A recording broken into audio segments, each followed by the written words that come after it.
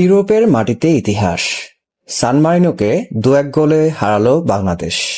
বিস্তারিত জানাচ্ছেন সান মারিনো থেকে হারুন আহমেদ জয়। বাংলাদেশ ফুটবলের জন্য এটি একটি স্মরণীয় দিন।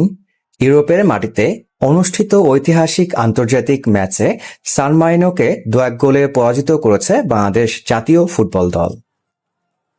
এই জয়ের সবচেয়ে বড় নায়ক ছিলেন তপু বর্মন। বাংলাদেশের হয়ে ম্যাচের 2টি গোলই করেন তিনি, যার সুবাদে লাল সবুজের দল দুর্দান্ত এই জয় তুলে নেয়। ম্যাচ জুড়ে তার অসাধারণ পারফরম্যান্স দর্শকদের মুগ্ধ করেছে।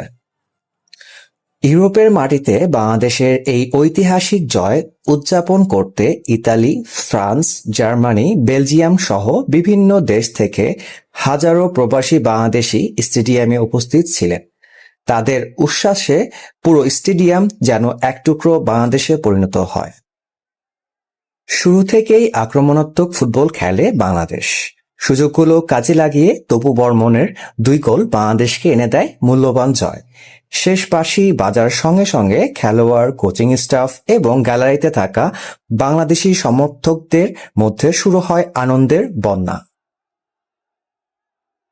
ফুটবল বিশ্লেষকদের মতে আন্তর্জাতিক অঙ্গনে বাংলাদেশের জন্য এটি একটি গুরুত্বপূর্ণ জয়, যা ভবিষ্যতে দলের আত্মবিশ্বাস আরও বাড়াবে। আর এই আত্মবিশ্বাস থেকেই আমরা আশা করব বাংলাদেশ একদিন বড় কিছু অর্জন করবে।